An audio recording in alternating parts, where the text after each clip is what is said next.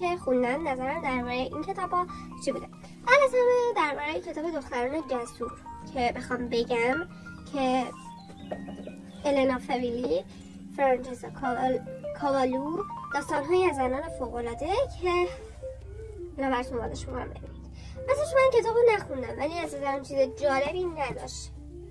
خب درباره قهرمانان زن بود که خب بیشتر قهرمان‌های زن خارجی بودن تا قهرمان‌های زن ایرانی.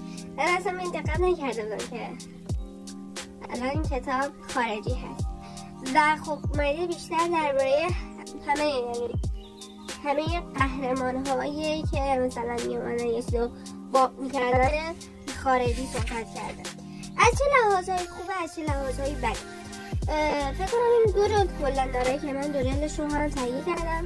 از بعضی لحاظ عالیه، از بعضی لحاظ مثلا از چه لحاظی عالیه؟ خب واقعا اگه انگیزت کم شده به عنوان یه دختر میتونی از این کتاب استفاده کنی. خب و این کتاب رو بخون. مثلا من الان یه قسمتش رو میخونم که قسمتش آلفون استرادا که دختری بود که میتوانست آنقدر سریع دوچرخه سواری کند که شما به سختی میتوانستید او را ببینید. پدر فریاد میزنن انقدر تو نرو آلفونسینا دیر شده بود. او قبلا رفته بود. هنگامی که او ازدواج کرده بود خانواده‌اش فکر میکردن از ایده دیوانه‌وار دوچرخه سواری شدن دست بکشن ولی خب اون ادامه. خب مثلا این زیاد جالب نبود. این یکی بود همین دختری نابینا بود که تبدیل به یک وارد بزرگ. مثلا اینطوریه تو واقعا اگه مثلا به خاطر شغلت، به خاطر کارت، به خاطر اینکه دختری واقعا انگیزت رو از دست دادی میتونی این کتاب رو بخونید. خب این کتاب رو بخونید درباره هر چیزی هست. فکر کنم درباره آشپزی هم باشه. این کتاب رو نخونم ولی اگه بخوام نظر بدم راجبش این که به ایجاد انگیزه میده خیلی خوبه. ولی کاش قهرمان‌های زن ایرانی که خیلی هم زیاده بودن رو می‌آورد. ولی خب قهرمان‌های دیگری هم داشتیم که بهتر از اینها بودن. خب قهرمان‌های زن فقط مختص کسانی نیست که قانون رو شکستن. و خب بعضی موقع قهرمان اینه که توی مسابقه از 100 تا مرد درنده شده باشه. شاید بر اثر توانایی‌هامون برنده شده باشیم.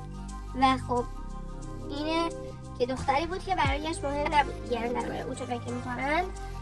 و خب اینه تاریخ هم زده.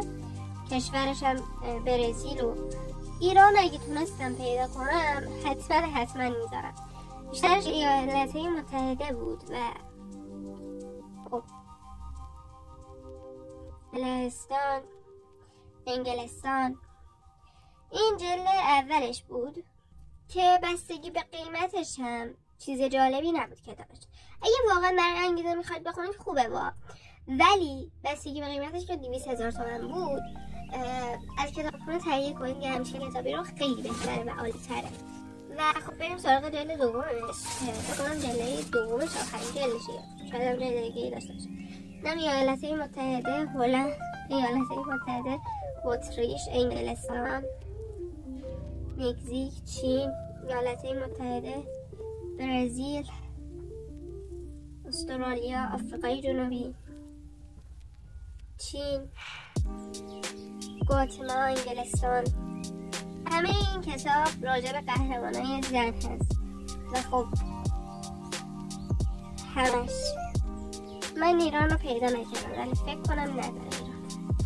خب ولی باز عالی بود برای انجام انگیزه کار کردن و میتونید بسید که موضوع کارش بود کتاب رو تهیه کنید و این هم 20,000 تومان که خیلی مناسب کتاب خونید و من راستش خوشم نیومد این کتاب. یه داستانش خوندم به سختی خوندم. بای بای، خدا نگهدار.